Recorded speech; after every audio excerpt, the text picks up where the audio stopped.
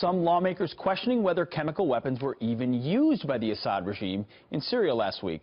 Former Ohio Congressman Dennis Kucinich met with Assad earlier this year, has met with him multiple times, and he says he is skeptical as well. Congressman, thank you very much for joining us this morning. So you're skeptical. You acknowledge that chemicals were used in Syria, but you're skeptical that Bashar al-Assad was the one who unleashed them? Well, I agree with Representative Gabbard that we should have had an investigation here and then made a determination as to who was responsible.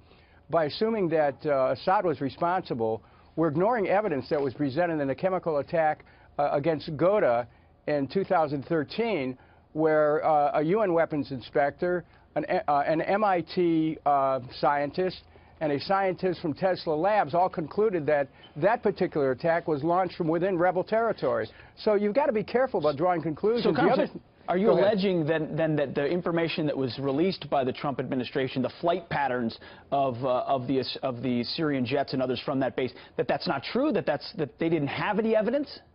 Well, keep this in mind. The flight patterns could have been correct, except suppose the gas was released on the ground after the attack. See, these are the kinds of things that an investigation would show. But have rebels been shown to use gas in Syria? Yes. I mean, chemical attacks on the scale of which Assad has already been shown to use? Because you would acknowledge that Assad has used chemical weapons on his own people before, correct? I would not acknowledge that. You would not. So why was Russia told in 2013 to assist in making sure Assad removes all these chemical different. weapons? It's one thing to have chemical weapons, another thing to use them. Russia was told that. You're 100% right. And in an interview that I did with Assad for Fox News, Assad said that he was getting rid of these weapons. So here's the thing. Were they released on the ground? But beyond that, is it in the interest of the United States to, in effect, assist ISIS? We say we're against ISIS, but ISIS is slaughtering Christians, anybody who doesn't agree with their point of view. Why are we helping ISIS? And also Saudi Arabia, which the president met with, was responsible for 9/11. Saudis are players here. Well, and why are we helping the people who helped bring about 9/11? I don't understand it. Somebody's got to tell me that. You're asking some fair questions about what the end game looks like. I don't think anyone could acknowledge that America willingly wants to help al-Qaeda or ISIS. The question is, Assad is a brutal dictator who we do have evidence, has gassed his people. Doesn't feel like we could be okay with him where he is.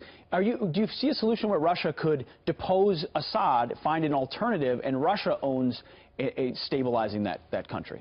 Well, there is no military solution. Russia is needed to help bring about a political solution. And we have to keep in mind, if the U.S. forces regime change here, look at Iraq, look at Libya, look at the human effect. Over 1 million Iraqis died in that war already. We don't want to be responsible for inflaming a war, and we sure don't want to be responsible for putting ISIS and al-Qaeda in charge. Well, aren't we, fair enough, but are we not already responsible for a great deal of the violence that has ensued already? We drew a red line, said we were going to, Assad had to go. Assad we never did anything to create that tipping point. Russia came in, backed him up. Now he's stronger than he's been in a long time.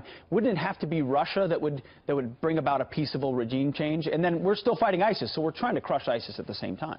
Keep this in mind. The U.S. and Russia worked together to bring about a ceasefire back in October, and that happened. Mr. Kerry and Mr. Lavrov met, and they said, okay, we're going to have a ceasefire. But unfortunately, a bombing attack by the U.S. on a Syrian barracks broke that agreement. I just want to tell you something. Peace is possible, but if somebody has the agenda of regime change, it's going to be a nightmare. And not only that, I don't want my country helping those who are responsible for 9/11 take over another country. Well, there's a lot of nightmares going on over there, from ISIS to the Assad regime, no doubt, and no one wants to unleash another ISIS 2.0 or 3.0. The question is, can you get rid of Assad without allowing ISIS or its allies to be in charge? That's an open question, and I think that's a lot of the question you're raising as well. Congressman, thank you very much for your insights this morning. Thank you.